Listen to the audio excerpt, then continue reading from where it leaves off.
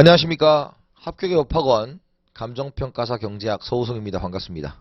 이제 우리가 기본 이론을 끝내고 이제 문제풀이 강의로 들어오게 되었습니다. 그래서 이번 시간은 여러분들하고 저하고 문제풀이를 들어가기 전에 어떻게 하면 효과적으로 문제풀이를 할 수 있을까에 대해서 그 오리엔테이션 시간을 가져보려고 합니다. 자, 먼저 제 소개를 다 아시겠지만 뭐 제 기본 강의를 안 들으신 분도 있을 테니까 말씀을 드리면, 저는 이제 우리나라에 존재하는 모든 객관식에 발을 걸치고 있습니다. 이걸 여러분들이 오해하지 않았으면 좋겠어요. 뭐냐면 감정평가사 경제학이라고 조금 다른 건 없어요, 여러분. 뭐 특별히 회계사의 특정 고난이도 문제를 제외하고는 대부분의 객관식의 소재 그리고 정답, 이런 도출 방식이 다 똑같기 때문에 그런 것들을 제가 다 하고 있으니까 여러분들에게 훨씬 더 좋은 결과를 만들 수 있는 그런 존재가 되지 않을까 싶습니다. 그래서 저는 객관식을 전문적으로 하고 있는 객관식 전문가다, 이렇게 말씀을 드릴 수가 있습니다. 자, 먼저 기본 강의와 문제풀이의 접근법이 달라요. 자, 무슨 뜻이냐면 이제 기본 강의를 저한테 들으신 분들은 제가 이거는 시험에 나와요, 이건 잘 나와요, 이건 꼭 기억해 주세요, 이런 것들이 있었어요. 그런 것들을 이제 전반적으로 다 각인을 시켜 드리고 여기를 넘어온 거고, 저한테 이제 수업을 안 들으신 분들은 다 중요하다고 생각할 거예요. 이거는 제가 다른 분들 강의를 다 봐서 알아요. 그러니까 다 중요하다고 말씀하세요. 그냥 다 이렇게 노모래 다 중요해. 근데 그렇지 않아요, 여러분. 근데 그런 분들이 그렇게 공부를 하면 어떤 일이 벌어지느냐, 이런 거예요. 경제학의 문제는요, 내가 이 문제를 읽고 딱 10초 안에 풀 수 있느냐 없느냐 결정이 끝납니다. 그 말은 뭐냐면 접근법 자체가 여러분들이 수학적 접근을 한다?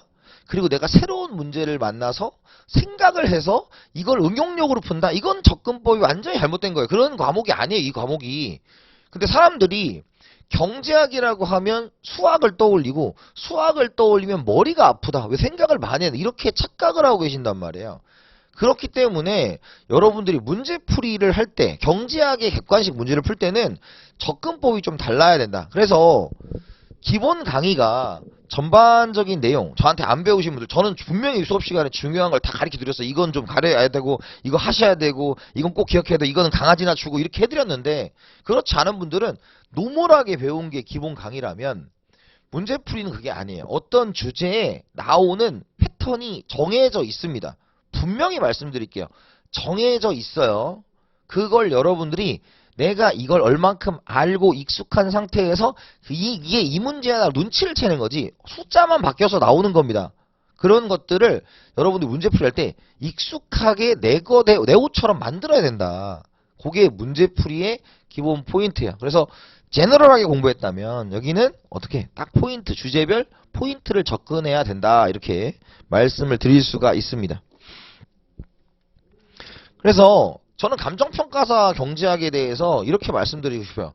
너무 어려운 거 하지 마세요. 어차피 우리가 맞아야 되는 건 80점 이상인데 100점을 맞으려는 게 아니잖아요. 어차피 2차가 있는 과목이 아니기 때문에 필수적인 과목만 정확하게 하셔도, 필수적인 주제만 정확하게 하셔도 80점 맞는데 전혀 이상 없어요. 너무 어려우면 그런 건 물론 틀리라고 말은 못하지. 근데 여러분들이 중요한 것을 맞으면 80점 맞게 돼요. 그래서 난도 조절을 합니다. 그래서 어려운 게 분명히 한두 개 정도 있을 수 있어요. 근데 그거에 너무 꽂혀가지고 그걸 정복하는 게 아니라 반드시 필수적인 걸 맞으면 여러분들은 1차를 합격하는데 아무 지장이 없다. 아무 지장이 없다. 그래서 이제 강의를 개요하면 이제 기출 문제집이 있어요. 그러니까 제 기출 문제집은 뭐냐면 여러분들한테 여러 문제를 다 실어 놓은 거예요. 그래서 여러분들이 착각하시는 게 하나가 있다. 뭐냐? 특히 이제 경제 공부를 하기 싫으니까 나 경제학 대충 이제 옛날에 들었거나 뭐 기본 강의를 듣고 간평 문제만 외워서 시험 봐야지? 물론 외워서 시험 봤는데 여기 전제가 이해가 수반 됐느냐? 안 됐느냐가 달려 있어요. 그러니까 이해가 되면 그냥 합격하시면 되는데, 문제는 그러신 분들이 아니고 이론은 이만큼 공부해 놓고 문제는 내가 답을 외우듯이 해버리는 거예요. 그게 왜 그러냐? 사실 간평 문제가 예전 문제는 조금 어려웠어요. 그러니까 어려운 게 뭐냐면 그렇다고 막 난도가 뭐 회계사 수준으로 확 올라가는 거 그건 아니지만 전반적으로 오지선다고 또 예전에는 그러니까 2015년 이전에는 좀 내가 어렵다는 이미지를 좀 주고 싶은 거야. 막 그런 게 좀 있었어요. 근데 다 그것도 그때도 전부 다 어렵진 않거든요. 따라서 여러분들이 감정평가사 문제 오지를 풀려면 기본적인 사지부터 이렇게 이기시고 오셔야 돼요. 사지부터 이기시고 그게 그냥 여기서 그냥 숫자만 바뀌었네? 문장이 하나 더 길어졌네? 뭐 이 정도지. 새롭게 뭐 나다단 간평이 문제가 나오는 건 아니란 말이에요. 그래서 이 책 구조 자체가 먼저 사지선다로 구성되는 공무원부터 집어넣은 거예요. 공무원부터 집어넣어서 쭉 풀면 간평 문제가 자동적으로 풀리게 돼놨어요. 어떤 느낌인지 알겠죠? 그러니까 쉬운 걸 하다 보면 여기서 쉬운 내용을 바탕으로 쭉 하다 보면 우리가 최종적으로 만나야 되는 감정평가서 문제가 풀리게 해놨다. 그게 포인트예요. 그래서 간평만 푸는 것보다는 쉬운 것부터 사지부터 이렇게 이겨서 오시면 된다라는 것입니다. 그래서 토픽별 기본 이론 정리를 할 건데 기본 정리는 짧을 수밖에 없어요, 여러분. 왜냐면 기본 강의를 우리가 충분히 듣고 와야 돼요. 그래서 제가 예전에 기본 강의 할 때 이런 말씀드렸어요. 2회독을 하셔야 된다, 기본 강의. 그 2회독을 할 때 하는 것은 여러분들이 기본 강의를 2번 강요받는 게 아니라 그 2번만 듣고 절대로 기본 강의를 들으면 안 된다는 거예요. 왜? 시간 낭비예요. 기본 강의를 대충 들어놓으면 하다가 다시 기본 강의로 내가 가야 되나 이런 생각을 한단 말이야. 그런 건 아니에요. 그렇지만 우리가 다행히도 감정평가사 같은 경우는 어떻게? 평균 몇 점만 통과하면 되는 그런 시험이니까 객관식 문제풀이를 하면서 자주 나오는 이론들을 점검해보는 시간을 가질 거예요. 그래서 핵심적으로 이론 정리 한번 하고 그 다음에 문제풀이를 하겠다. 그래서 제가 이 책의 구성 자체가 처음에 이론으로 빵꾸 뚫기가 돼 있고 그 다음에 문제풀이가 이렇게 돼 있어요. 그런 것들 여러분들이 충분히 하시면 좋을 것 같다. 그래서 자기가 만약에 부족한 부분이 있다면 그런 것들 활용하시면 좋습니다. 그리고 3번은 순서대로 대부분 풀 예정이에요. 그러니까 예를 들어서 이 시간이 좀 충분하게 주어져 있거든요. 그래서 다라고 하니까 또 모두는 아니고 가끔 이제 빼먹기도 할 건데 거의 다 풀 예정입니다. 그래서 여러분들 순차적으로 쭉쭉 풀어드릴 테니까 할 겁니다. 자, 그래서 강의를 활용하는 방법은 이거예요. 여러분들이 이 책만 잘 소화하셔도 감정평가사 1차는 그냥 합격이에요. 이게 자신있게 말할 수 있어요. 왜? 그만큼 문제가 충실하고 해설지도 충실하고 그 다음에 이런 유형에서 벗어나는 것은 설령 틀리신다고 하더라도 아무 지장이 없게 해놨기 때문에 여러분들이 너무 스트레스 받지 마시고 이 책을 3회독 하신다고 생각을 해야 돼요. 근데 그 3회독이 한 번 보고, 2번 보고, 3번 보고 3회독이 아니라 어떻게 하는 거냐면 이렇게 하는 겁니다. 첫 번째, 수업에 이제 이 강의를 듣기 전에 진도표가, 그러니까 우리가 이게 강의가 올라올 거 아니에요? 그러면 교재가 아닌 곳에 한번 푸세요. 근데 여기서 중요한 건 뭐냐면, 중요한 건 안 풀리는 걸 억지로 풀지 마세요.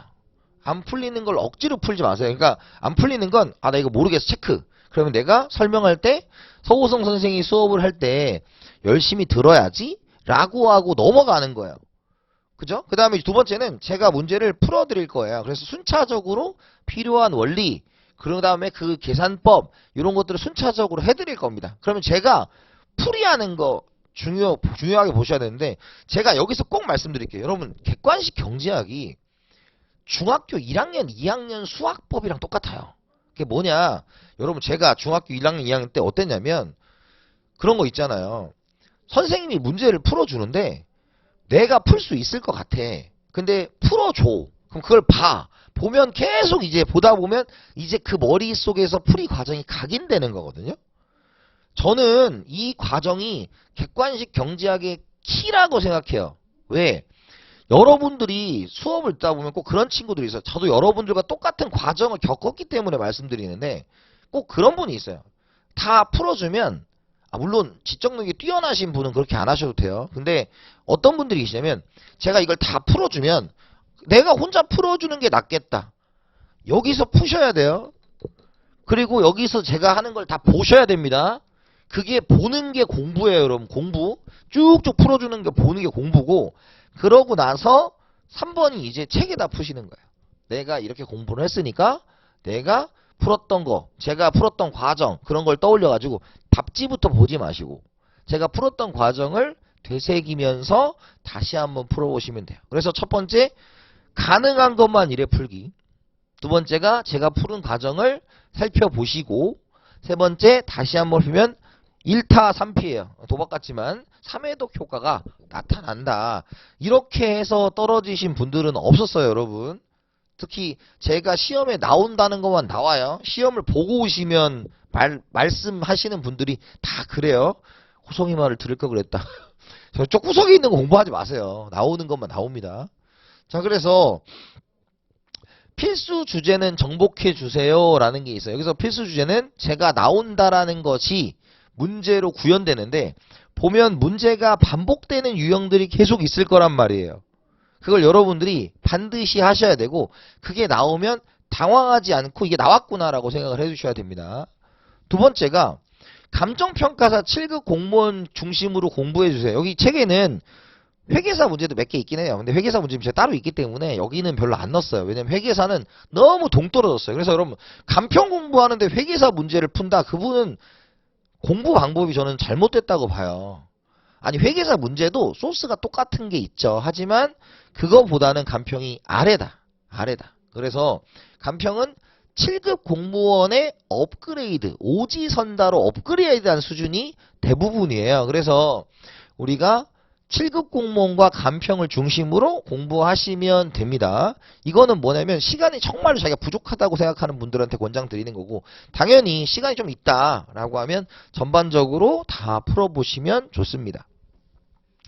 세 번째, 기출의 역사라는 강의를 제가 여기서 찍고 있어요. 그게 뭐냐면 감정평가사, 이걸 다 풀다 보면 이제 감정평가사 문제를 이제 볼 수가 있잖아요. 그래서 기출의 역사라고 제가 모든 기출 문제, 공개된 기출 문제에 대한 해설 강의를 다 찍고 있어요, 지금. 그래서 찍어놨고, 그걸 여러분들이 보시면서 참고하시면 됩니다. 그리고 그 기출의 역사를 내가 볼 시간이 없다. 그러면 기출 문제를 쫙 풀어서 여러분들 것으로 만드시면 될 것 같아요. 자, 그리고 이제 뭐냐면 카페가 있습니다. 카페에서 제 이름 서우성을 치면 제 이제 인물 등록이 나와요. 네이버에 나오고, 거기에서 연결된 카페, 거기 카페 찍고 들어오셔도 되고, 그 다음 네이버 카페 ABC 경제학을 찍고 들어오셔도 돼요. 그래서 거기에 여러분들 도움을 드리려고 필기노트 다 넣어놨어요. 거기에 이제 필기노트로 요약되어 있는 아주 잘 쓴 필기노트가 있어서 경제학 필기노트 그거 보시면 되고, 두 번째 기출문제, 우리 감정평가사 기출문제 싹 다 올라가 있고요. 그 다음에 다른 시험 기출문제도 제가 다 올려놨어요. 그리고 뭐 각종 복습지, 모의고사 자료 이런 거 다 올려놨으니까 잘 활용하시면 돼요. 잘 활용하시면 됩니다. 그리고 질문도 여기서 하셔도 돼요. 뭐 여기 우리 합격의 법학원 홈페이지에서 하셔도 되고 거기서 하셔도 됩니다. 그 다음에 제가 인스타그램을 활성화시키고 있어요, 지금. 그래서 제가 격일로 경제학 OX를 올리고 있습니다. 올리고 있어요. 딱 3개씩 올려요, 3개씩. 그래서 OX를 하면서 샵 1, 2, 3, 4에서 한 바퀴씩 계속 돌리는 겁니다. 그래서 지금도 충분히 좀 쌓여 있어요. 그래서 여러분들이 뭐 내가 심심하거나 아니면 화장실 가거나 이럴 때 하나씩 풀어보면서 기억을 상기시켜주는 역할을 할 거다라는 말씀을 드리겠습니다. 그래서 카페와 인스타그램, 인스타그램도 카페에 연동되어 있어요. 거기 옆에 보면 인스타그램 이렇게 찍으시면 넘어가게 돼 있으니까 그거 여러분들이 참고하셔서 들어가시면 됩니다. 악플은 안 돼요. 찾을 겁니다. 농담. 자, 그렇게 됐고요. 자, 그래서 저는 꼭 이 말씀을 드리고 싶어요. 제가 지금까지 한 말 중에서 저 자신을 꾸미거나 아니면 저 자신을 돋보이게 하거나 이런 말은 전혀 없었다고 생각합니다.